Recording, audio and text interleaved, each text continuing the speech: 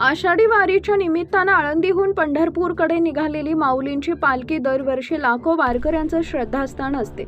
मात्र 2026च्या वारीत पुण्याच्या वेशीवर घडलेली एक घटना सध्या चर्चेचा विषय ठरली आहे. 8 जुलै रोजी आळंदीतून निघालेली ही वारी 9 जुलैच्या सकाळी पुण्याच्या वेशीवर पोहोचली असता अचानक माऊलींचा रथ जागचा हलेनासा झाला. हा प्रसंग पाहून उपस्थित हजारो वारकऱ्यांमध्ये एकच खळबळ उडाली.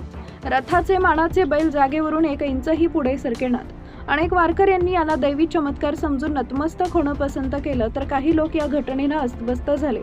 प्रशासकीय अधिकारी आणि पोलिसांची मोठी धावपळ उडाली.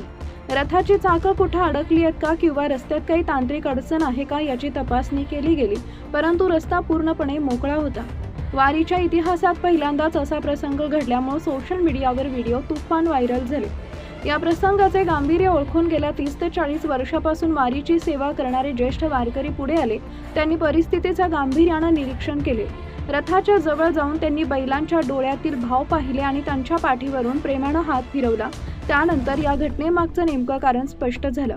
गेल्या 2 दिवसांपासून झालेला मुसळधार पाऊस, पुण्याच्या वेशीवर स्वागतासाठी जमलेली प्रचंड गर्दी, मोठ्या आवाजात वाजणारे ढोल ताशे आणि वाहनांचे हॉर्न यामुळे ते मुके प्राणी प्रचंड दचकले होते आणि भीतीपोटी त्यांनी आपले पाय जमिनीवर घट्ट रोवून धरले होते.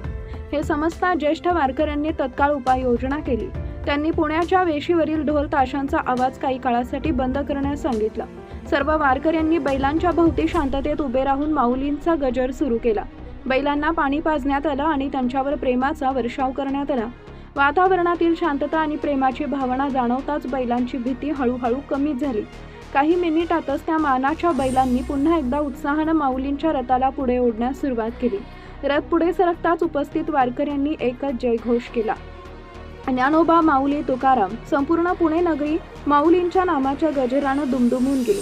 हा प्रसंग कोणताही दैवी कोपाचा नसून एका संवेदनशील परिस्थितीचं योग्य नियोजन आणि संयमानं केलेलं निराकरण होतं. अशा प्रकारे प्रशासनाच्या आणि अनुभवी वारकऱ्यांच्या समजूतदारपणामुळे ही गोड आणि थरारक घटना सुफळ संपूर्ण पार पडली.